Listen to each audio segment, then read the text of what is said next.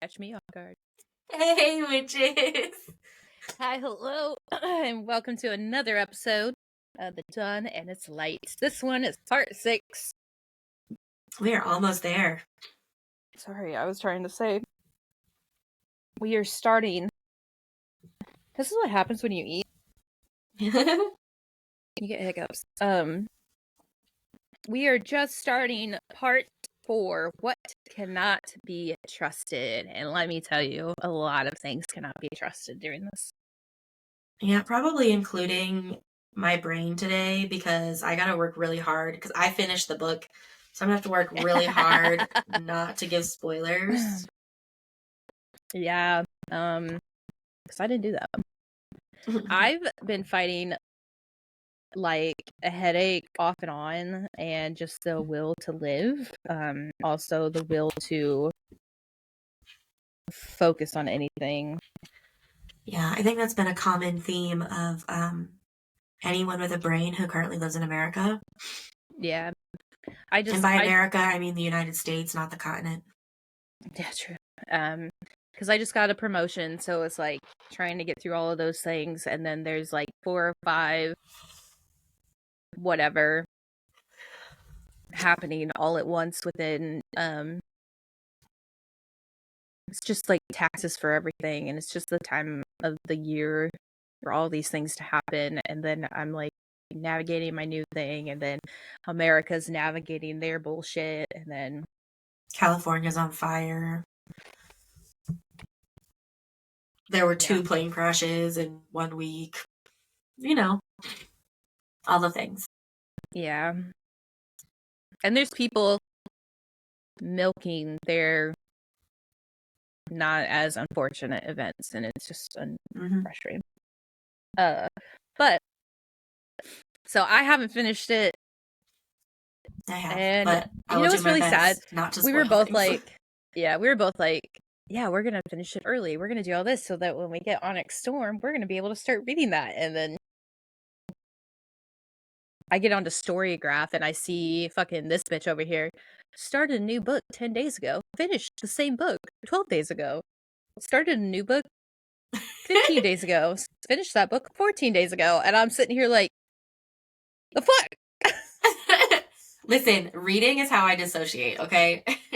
And then my friend Fiona's like, hey, tell me how many books you finished this year, or like tell me how many books that you finished reading. And I'm like, what the fuck? And she goes, yeah, I just finished all these books. And I was like, yeah, because you're fucking listening to them at work. I don't like that. I do include books that I listen to as well. So like when you look at my Storygraph, that's not all like physically reading. Some of it is listening while I do other things. It does differentiate the which one. Yeah. So that's nice. It should. Yeah. Yeah. But I was sitting here like, okay, well, let's add this to the thing, because I was like, you know what? Honestly, let's just add these 4 books, because I know we're going to cover those at some point in time this year. Let's just add those. And she's like, okay. And I'm like, fuck you. Let me tell you. Okay. Anyways, we finished. The Dawn and Its Light. Yeah, we finished part 3 on to part 4, chapter 28. Yeah, we ended part 3 on a really gross note that just.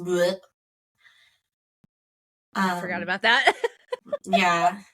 Well, I did too, and then when I started reading for this chapter, or for this episode, I was like, oh, right. Because they, like, Amaris is, like, thinking about it. Yeah. So the very first thing I said was gross. Yeah, it's just like the way it was described.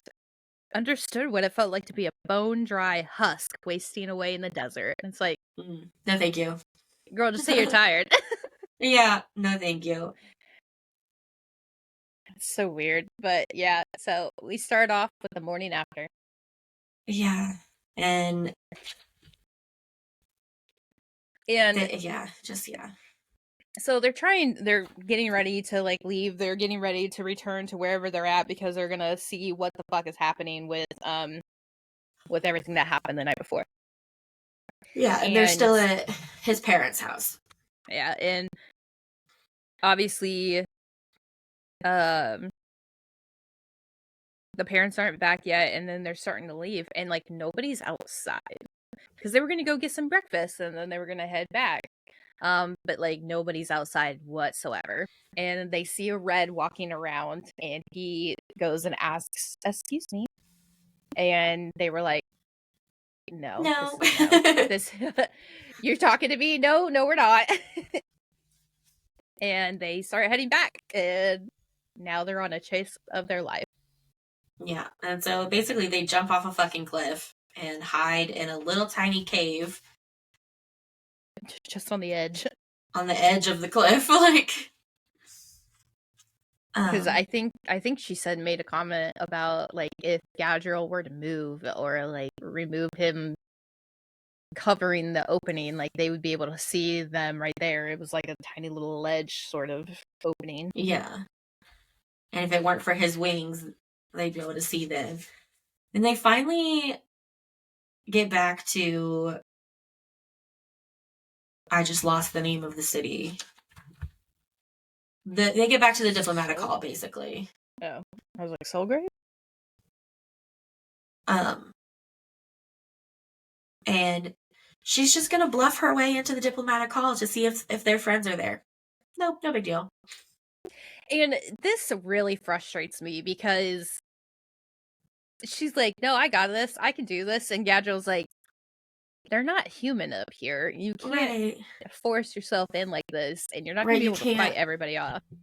You can't illusion them, like, or... Yeah. Yeah. Persuade. Persuade, that's the word. And he's just like, what do you mean you're just going to feign ignorance? It's like, okay, well, she's feigned ignorance her entire fucking life. This is annoying. Yeah. And there was like no plan. It's like it works though. It works, but it's like, what are you gonna do when you get in there? You just gonna get up to your room? Like, how are you gonna? You can't fly. You just gonna jump out the window and hope for the fucking best? Like, once you get in. I mean, I probably before I walked away, I've been like, okay, well, watch me from above and come catch me. Like, yeah, if this works, I'll make my way to the top. Like, not whatever bullshit. She was like, no, it's fine. I'll be back in a second. I'll see you in 15. I'm just gonna wing it. Yeah. Okay. But she does do like one or two smart things. She grabs their like their stuff, and she grabs the quills. Objects. Yeah, the spelled objects that they had, the compass and the quills. And she realizes that there are none of her friends are there. And then she goes up to the roof and fucking jumps off. Yep, she knows that she can't go back down because people are like, the stun of her just walking by is done and over with. Mm-hmm. And here they come. Which, okay, that's fine. However, what are you gonna do? Yeah, so she goes up to the roof with all of her stuff. There's a red there with wings. It's the same one? It's the same one that was chasing them, yeah. And then first one. She jumps just to wait for Gadriel to catch her. But that's not who catches her. It's the other guy. The winged fae. Yeah. The red. But of course, Gadriel saves the day. Mm-hmm. And I have a real... And then they leave the city. They leave the sector, the location, whatever, for safety. And honestly, I have a real problem with this part. I understand this is not a young adult fiction. I get that. The audacity that Amaris has for two love interests reminds me a lot of like Bella from Twilight. Couldn't decide who was which one. Like, the way she talks about Gadriel is the way Bella talked about Edward. And the way that she talks about Knox is the way that Bella talked about Jacob. And that really fucking pisses me off. I didn't like it then, and I still don't fucking like it. Grown up Emily still absolutely hates that. I don't care if they're in like multiple relationships. Like, I don't care that it's one of those things. I just feel like if you're going to be in a relationship like that, you should feel the same for both. Yeah. Because she And feels you like a should lot of talk about it. passion and awe and just, She literally calls him a dark angel. Like, she's choosing her demon instead of the angel known as the seraphim. yeah, And she then, like almost thinks of him like it's like an obsessive kind of love with Gadriel. yeah, But with Knox, it's more of like a friendly, cozy kind like, of love. best friend, Yeah. girl next door kind of love. Yeah. And it's really annoying because she's like, Amaris clutched her body close to him, tucking her face into the space between his neck and chest as he held her. He was alive, he was unstoppable, and they were together. The city moved beneath them as they took off into the night. Every dark beat took them farther from the danger and deeper into the valley. One hand moved to bring her closer, holding her by the back of her neck. And he goes, I've got you. He muttered against her hair, and she goes, I trust you. And I'm like, bitch, when has this ever been said to Knox, about any of this? Nothing. Nothing has ever been said about this. I feel like she's got imposter syndrome when it comes to like Knox and the love that she's got for her. It could And you know be. what's it's so funny. You finished the book, so like you know the ending. And I'm just still on my like pissed off bullshit about this whatever the damn, that's gnarly. It is. It is. I picked my dog up. If anyone watches YouTube or takes a look at the YouTube, I picked my dog up and she got scared and she scratched the living fuck out of my arm, and it's just Yeah. It looks bad. I But got into a fight with a dragon. Anyways, I just ugh, it makes me yeah. so mad. Yeah, I get that. And that's the end of chapter 28. Chapter 29, I didn't say too much.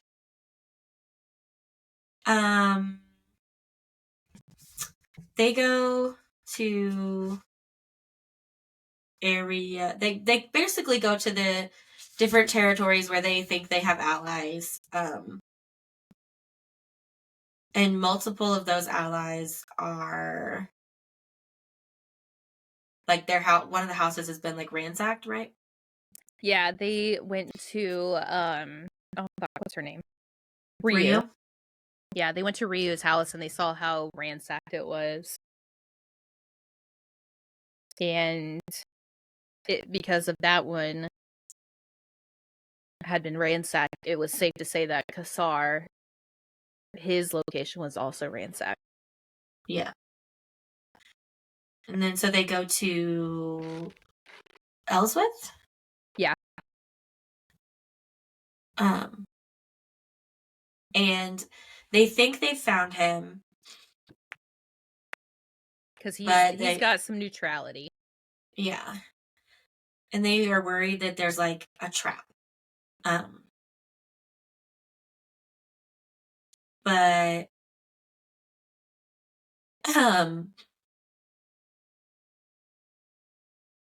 they're Amaris is arguing with Gadriel about he's like they see kind of a signal and they're like, well, there's a campfire basically, and they think it's a signal. And she's like, I don't know, a sign that says Ellsworth is here would defeat the purpose of a signal. And Amaris goes, well, there's only one way to find out. And he said, yes, and you're going to stay here while I do it. And she's like, no, I'm not. He's literally has the power of resurrection. Shut the fuck up and sit down. Like, what? Yeah. Like, if he's gonna pretend to be dead they're just gonna leave him there, and then you can go grab him later on. It's fine.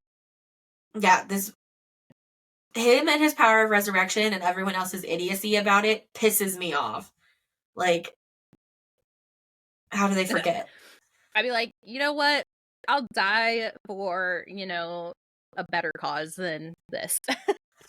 Like, if I'm gonna storm into the giant main ass church, like, cool. I will die for that. I am not dying for, oh, maybe. Yeah. That would just be a death in vain, and that would piss me off in the afterlife. Be like, okay, not worth it. Fuck this. And so, yes, all of that. And then so Gadriel goes, and a little fae comes out and talks to him, and gives him directions to a safe house, which they then fly to. And find Ryu and Kasar there. And Elswith. But I just no, go ahead. I don't know how I feel about Demir. Mm-hmm. Like, she fucked it all up. Yeah. They all knew. I'm telling you, what if she's like Secret Snake? Like, what if they all know? Not they all, but like... Is that supposed to redeem her in some way? Like, no, but I'm just saying, like, what if, like, that power play is, like, happening and right underneath their noses, or at least the group we follow. Yeah. Like, obviously we didn't know any of that bullshit until the very fucking end of Harry Potter, so. True. But anyways. And then at the end of this chapter, we find out the spoiler that Emily accidentally gave us in the last episode. My bad. Because they're talking about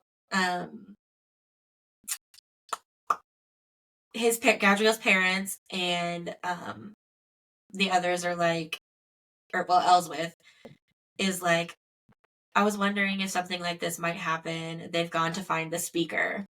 And Amaris is like, so they went to the church? And he's like, oh no. My God. They went to go I'm see not the speaker. Speaking of Daifa. Your parents are looking for the real speaker. So Daifa is a fake. Crazy. Who would have thought? The next chapter, that was the end of chapter 29. Chapter 30. But what if it's Amaris? Ooh. Because she's... But wouldn't she know? This is times of strife, and here's the bitch. Well, I mean, maybe. This is how we unite everyone. I mean, that makes sense. That's how we do it. All right. That was my last thing. No, you're good. Chapter 30 fucking was cracking me up at first. I think I had the most to say about this just because of all the little clips that were happening. Yes, it was great. The first thing I had was on page 357. So Nox and Yaslin are still like tied to their chairs in the thing. And the person comes in to bring them food. And is kind of being a bitch about it. Oh, and Ash is there too. I forgot. Ash was already there. Yeah, because their team's completely useless, remember? Yes. Well, I couldn't remember if that was the last thing I read or if that was in this one. But she's basically like starved then, talking to Ash and Yaslin. You're both expendable. Your queen, however, will have to eat eventually. And then she just shoves the fucking thing into her mouth. Like, here you go. Yeah, and Nox is like... But Ash is like, that was ominous. I wonder what they have planned for Nox. Sex dungeon, Yaslin said definitively. Sex Yeah. dungeon. And then she obviously they brought in some water so like you can get they can get obviously some type of weapon out of it, right? Right. And she's like, okay, well, I'll make sure you're the last one taken out, basically. And that's exactly what happened. Yaslin is like, apologize and admit that I'm good in bed and maybe you'll be the first one out, kind of talk. And obviously she wasn't. And she's like, all right, I'm just thinking all the ways I can murder you. And I'm like, okay, hold up. You can hold a grudge for fucking years. Get out of the situation first and then you can kill her. At least murder her after everything is done. When you're back on good soil. Yep. I wrote somebody punch Ash, but I don't remember why. Probably because he's stupid. Page 360.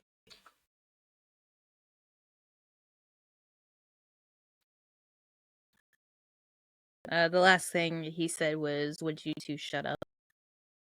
Let's get out of here. Yeah, I think it was just punch him because of it's his fault they're in this situation. Yeah. But like also, what is the plan? We're out of the chairs, but where are we gonna go? Especially they know that the queen is under lock from like they're like, oh, okay, cool. We have the queen of the south of both continents, no less. So perfect. We're going to completely and utterly make it hard for her to get through. Right. And it's not like she looks like the other Soulgrave citizens. She looks very different. Yeah. She looks like she's from Whittier. Right. So the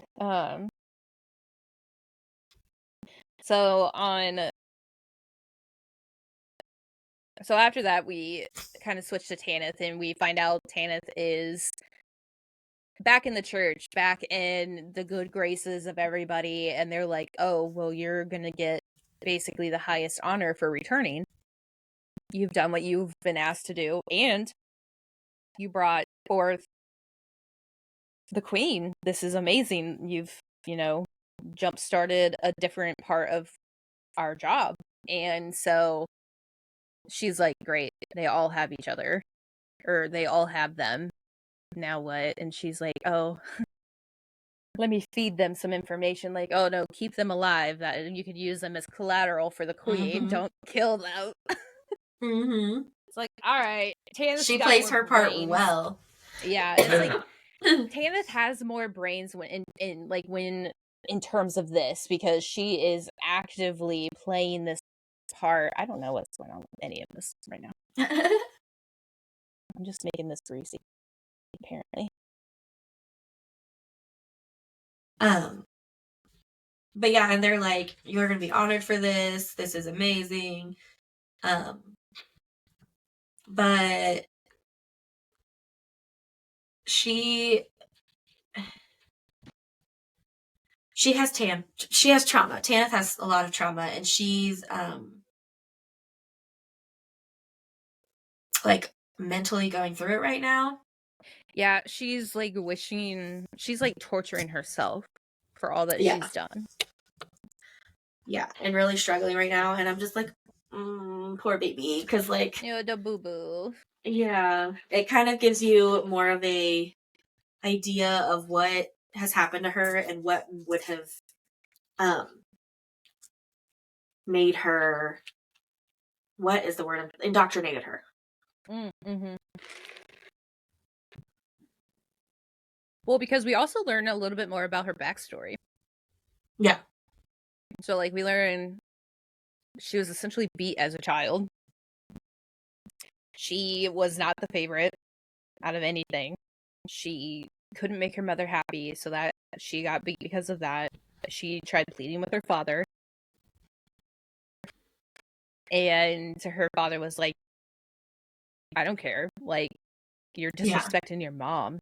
So then her father would beat her. So it's just like never ending bullshit for her, and it's really sad because she come on, like, why? And then Right. the only time that she ever was not beaten was when she actually did something that made her parents proud, which was be heavily involved with the church, devoting a Yeah, lot and of her she time at the church. said when she got her when she became a red, basically, it says, and in this role she found not only acceptance but worthiness. And I'm like, I hate that for her, because like she was turned, like, it's kind of like a villain origin story. Like, she was made into this monster and made to believe that she was doing the right thing and the good thing.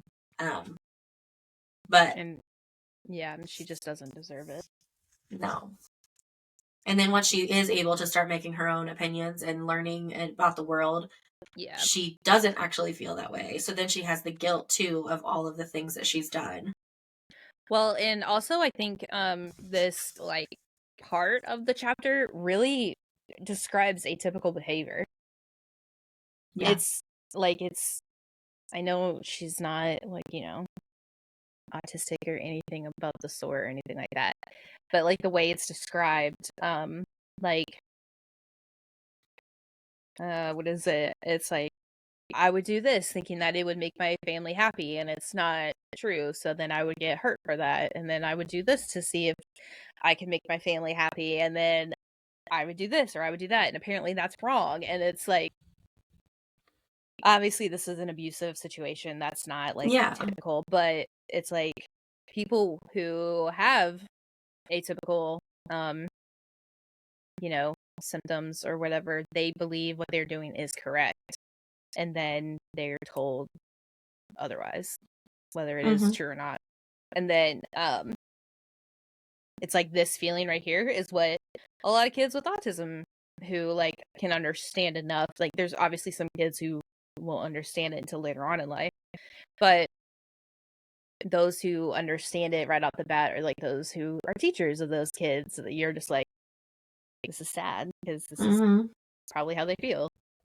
Well, and learning, so I've been learning a lot about, through my job, about like trauma and the neuroscience behind trauma and how it affects your body and how it affects your Yes. future mental state. And like thinking about Tanith through a trauma informed lens is like It's all of her choices absolutely make sense. And I'm not yeah. surprised. And none of it is her fault.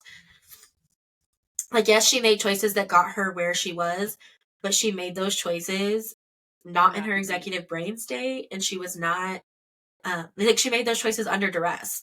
Mhm. So she can't entirely Like be held responsible I'm for those.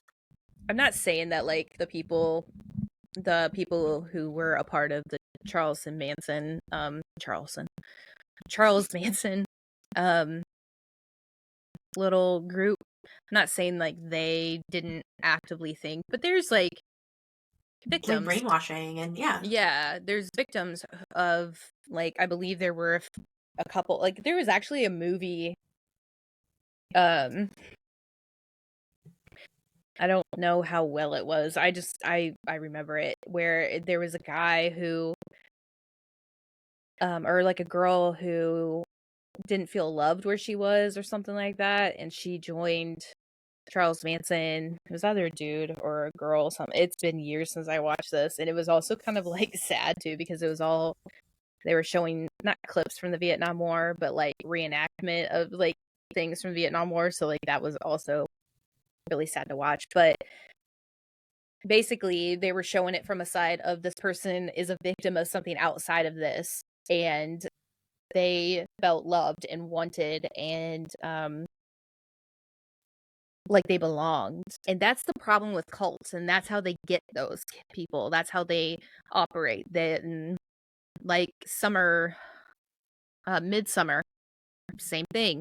They took a woman's cheating and like state, like a sad state of mind, and like formed it around and was like, you belong here with us. Like, we can make you feel better. Like, this is how you're gonna get revenge. Like, it was like the perfect storm for her to join this cult, even though she never knew what was happening. And it's like, that's how cults start and thrive. Absolutely. It's wild. If we would have better, talks worldwide about mental health, shit like this wouldn't happen. Yeah. And one thing that has started to happen, so Tanith has found true acceptance and love with her newfound family. And on page 370, she kind of realizes that this speaker is not real, and that she says, the true blight was the hate. Such a powerful scene. Yes, and like, I need people to listen to this thinking, like, imagining, and thinking about real life and the parallels. So the true blight was the hate that had rooted itself in the church, growing like a weed as it wove itself among the reds, the greens, the grays, the bishops, and the priestesses. The All-Mother gave speakers in times of great need, and this speaker had arrived to bring in a cleansing message. Tanith saw it so clearly now and was sickened by it. They had been deceived. So she realizes that this speaker is not real.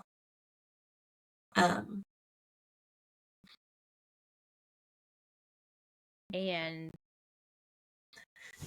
how corrupt.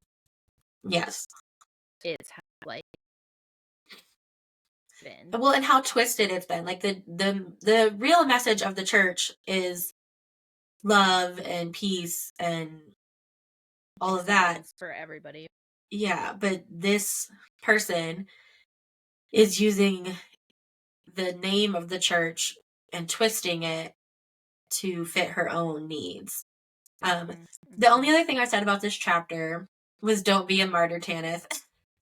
Because towards the end, on the last page, she's talking about how Ash tried to make a bargain with the church, and that he was captured, and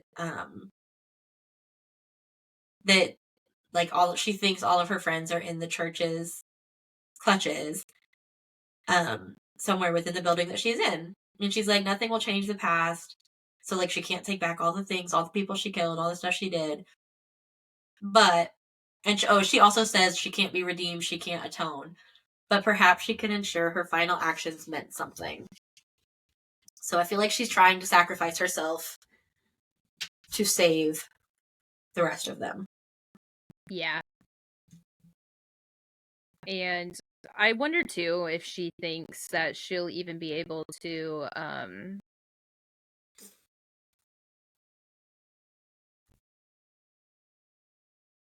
not necessarily atone for her sins, but I wonder if she thinks that she won't be able to survive. Probably. But that's the end of chapter 30. 31. This chapter feels very close to home. It's Gadriel, Amaris, Ryu, Elswith. They're kind of talking. And Elswith is like, they're going to be making every effort to keep the queen alive. Because she is the leader of both Fairhold and Rathgott. And so to get unity, she feels like she needs her.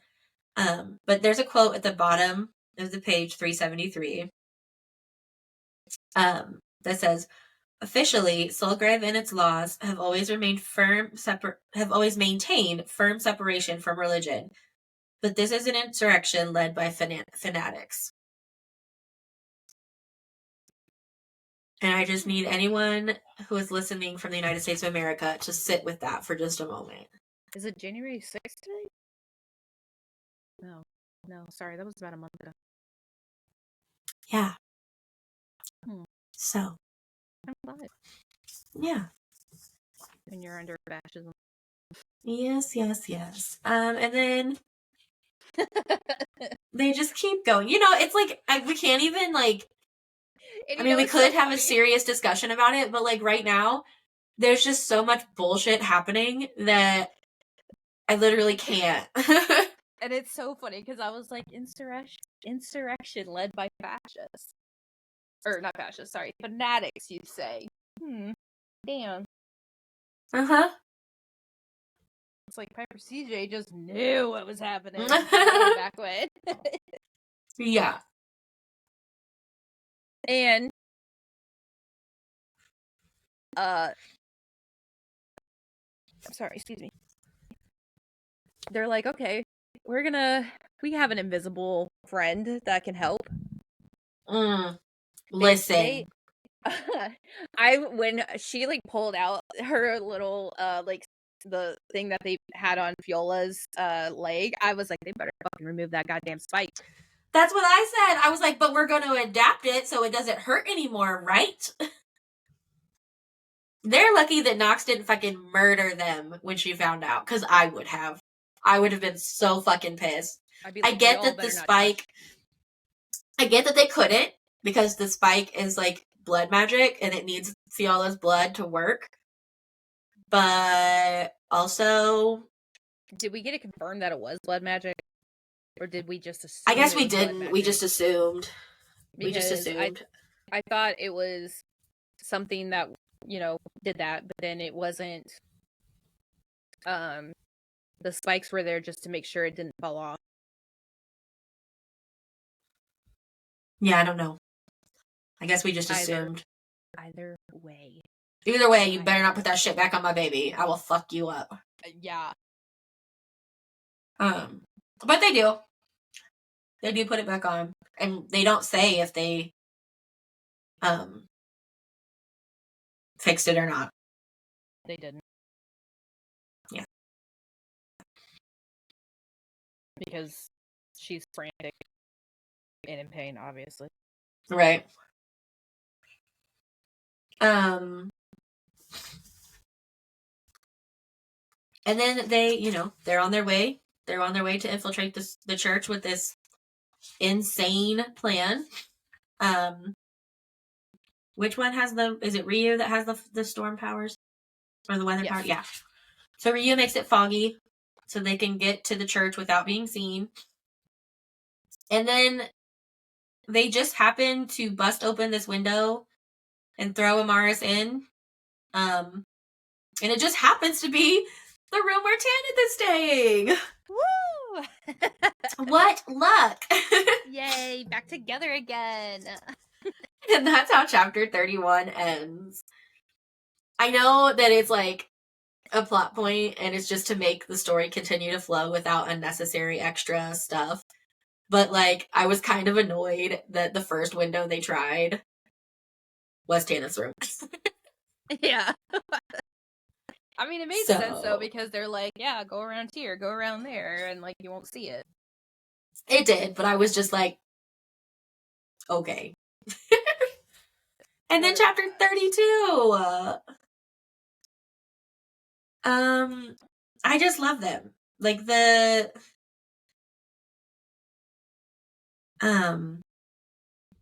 just like hug her, they pull her right back in. Like, it doesn't matter what happened to anybody, it doesn't matter any of it. They're all like, welcome back. Like, they missed her. Yeah, and they like, she's like, they're gonna come for me, and they immediately go into like problem solving. Like, okay, well, what do we do? What do they want from you? Are you in trouble? What's going on? And they just help her, and like they don't question her about it, and I love that. Yeah, that's great. Where was I? So, and then somebody knocks on the door, right? Mm-hmm. And so they all hide in the bathroom. And he knocks on the door because there's been a disturbance. The Southern Queen and her compatriots are missing. So they're somewhere in the church just running around, and they could use Tanith's expertise to recapture them, apparently. And they're all like, yes, go get her. She got him yeah. punished. But like, so she does. She goes with them.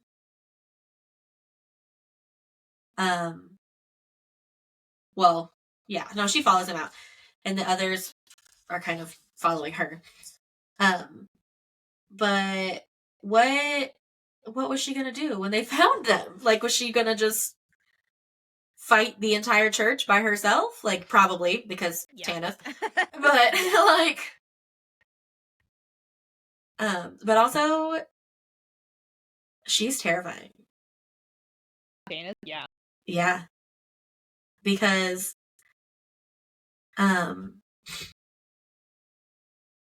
she decides to get rid of this person that she's following. She puts one hand over his mouth, the other on the back of his neck, and calls her Lightning. And the moment he opened his mouth to scream, she shoves the crackling, burning bolts down his throat before he has a chance to make a sound. And he evaporates from the inside out. And this is a red that she just killed. Yeah, there's no going back now.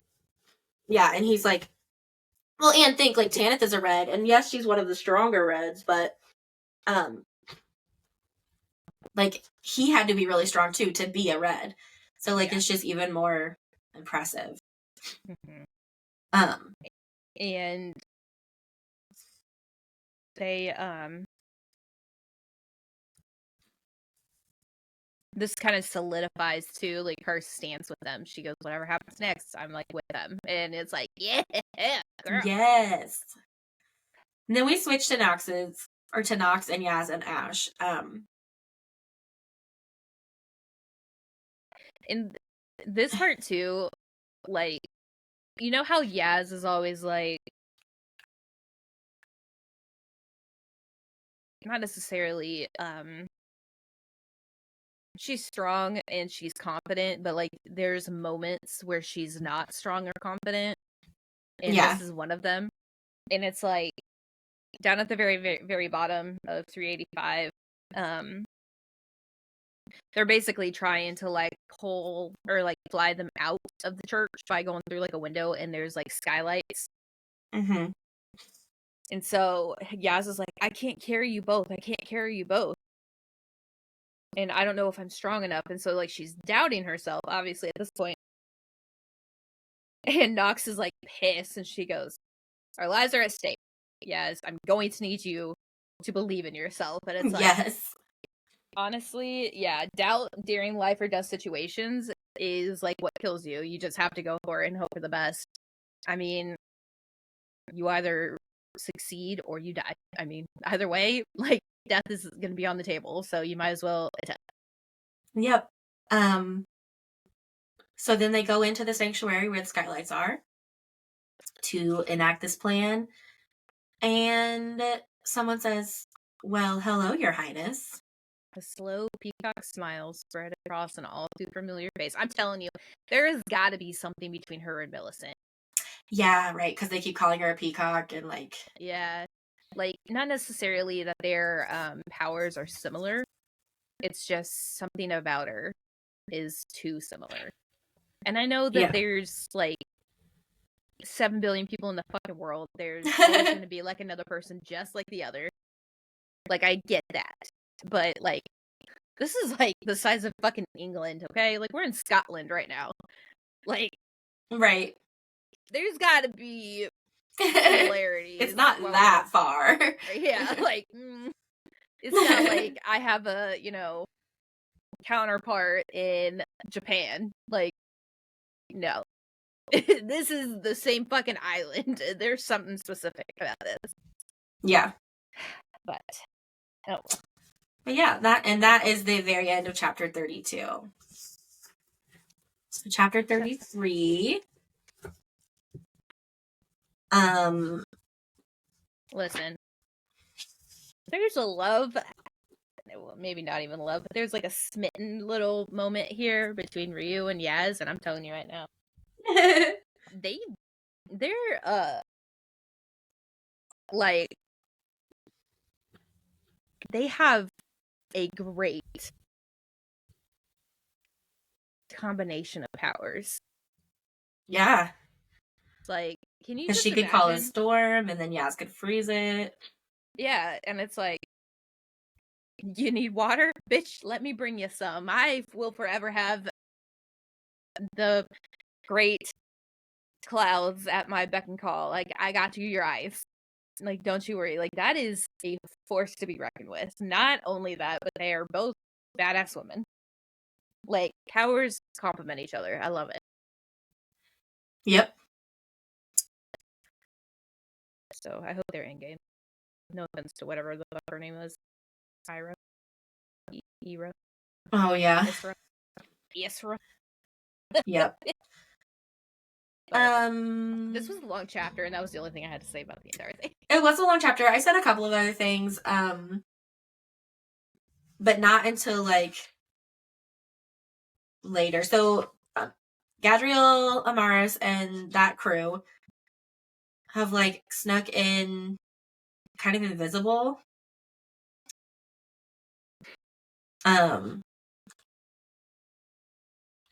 But this is where I was talking about how they piss me off on page 394. Because they're fighting now, right? This is like a battle now. The Reds are fighting against Nox, Gadriel, and their crew. And one of the Reds, is he a Red? One of Daifa's people can break bones from a distance. That's Alistair. the Comte. Yes, the Comte from Territory 1. Yeah. His name is Alistair. He can break bones from a distance. So he's broken Nox's arm or something, and just to show his power. And then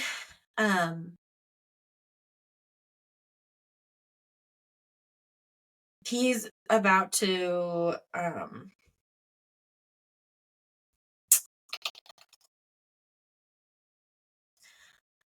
he's going for Alistair. Gadriel's going for Alistair. And he's like, keep Nox safe. And they're all like, oh god, like freaking out. Tanith can't extend her shield that far because it's a secondary ability. And so Alistair snaps Gadriel's neck, and they all lose their minds. They're all broken, they're all grieving, they're all freaking out. And I'm just like, are we serious? Which I realize that maybe not all of them know about Gad's secondary power, but Amaris does, Yaslin does. And they're two of the ones freaking out the most. I know! And I'm just like, what the fuck? But, so I wrote like, on page 394, did they all forget his fucking power? Yeah, that's what I'm saying. Like, it's such a mindfuck. Because I'm sitting here like, okay, Yaz is staying behind, possibly to get fucking Gadriel out, but she's freaking out, and it's like, okay, hold up a second. Like, you fucking know his power. Amaris broke his fucking neck and witnessed the power in person. The only person who should be freaking the fuck out is anybody who doesn't know.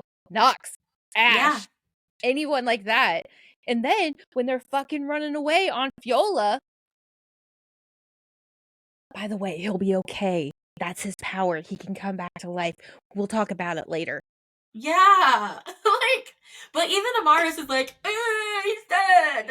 That's my love. My soul is ripped. Fuck you. You dumb bitch.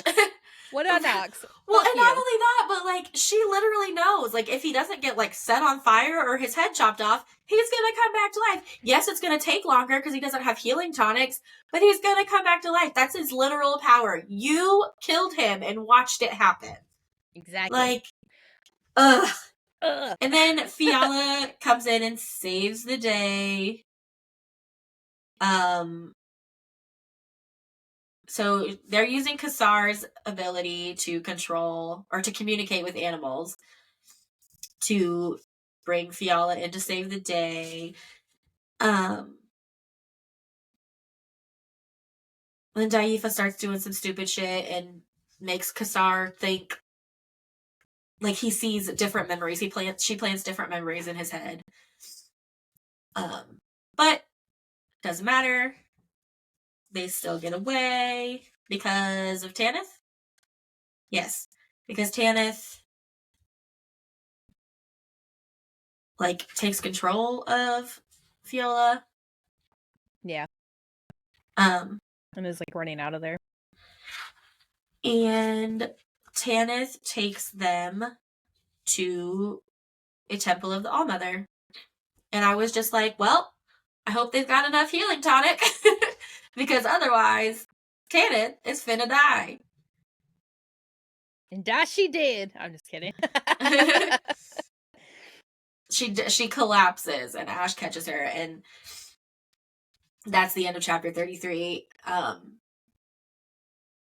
And I love that this religion is matriarchal because it cracks me up in some cases, but in this case, I can't imagine Ash's feelings about not being allowed into the temple. With Tanith. With Tanith, yeah, as she's like not doing well. But anyway, we're in chapter 34. And I'm still like, they're still worrying and panicking about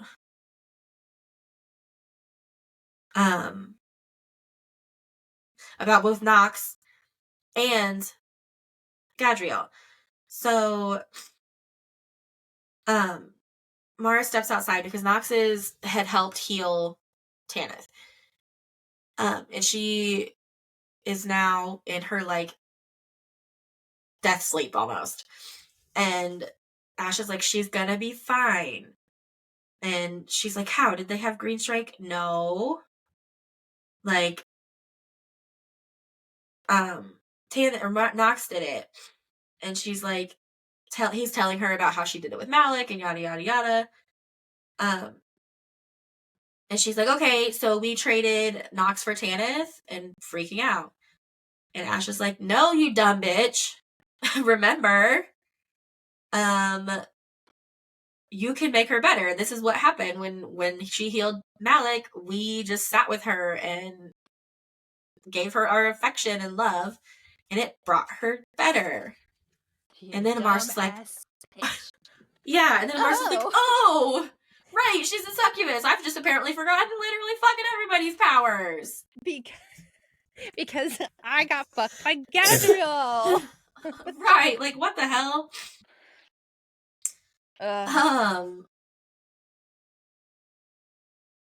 And so she is in the dream world. Nox is.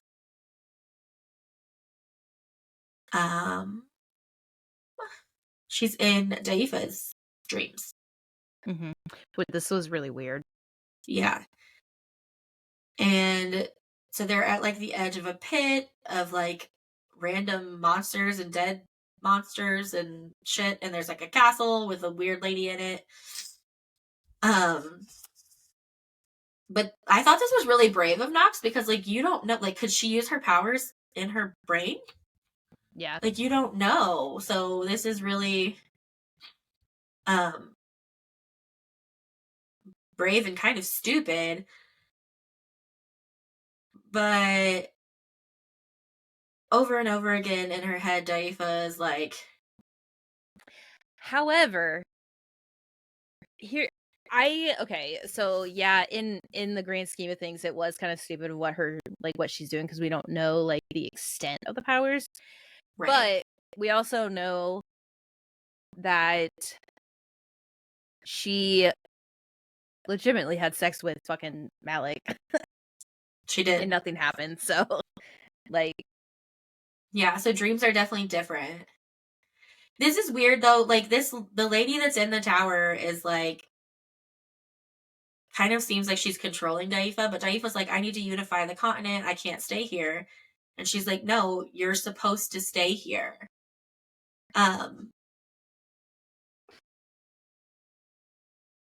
And there's like a portrait of someone who looks like Daifa, and she's like, you're not gonna find him. It's like, it's really weird. The whole thing, it's really weird and confusing. Yeah, because But like the creatures are like the creatures that like the Vegas and the yeah. Bisul and So it's bad monsters. like you're literally just like visiting hell with all Yeah. the demons around. And I'm just like, who the fuck is this? Like, this is weird. Yeah. Um, Is this what led you to finish the book? somewhat. I wanted to know. Um, but also I was just feeling kind of motivated and haven't been feeling that much lately. So when I had the feeling, I finished it. And then once like, I'm not gonna lie, the next, after this episode worth of chapters, the next, like, it's hard to stop. Oh, good. good. Yeah.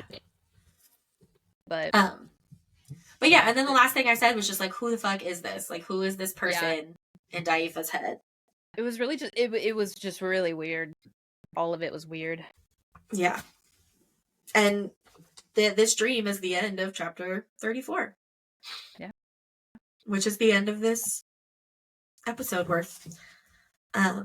So there are going to be 2 more episodes of The Dawn and Its Light. A lot happens in those 2 episodes worth. And then we done. Well, we still have Marae and Daphne's story and Odrin's story, but our Wednesday episodes will be moving on. We'll be going back We done. to Biscayas. Biscaya.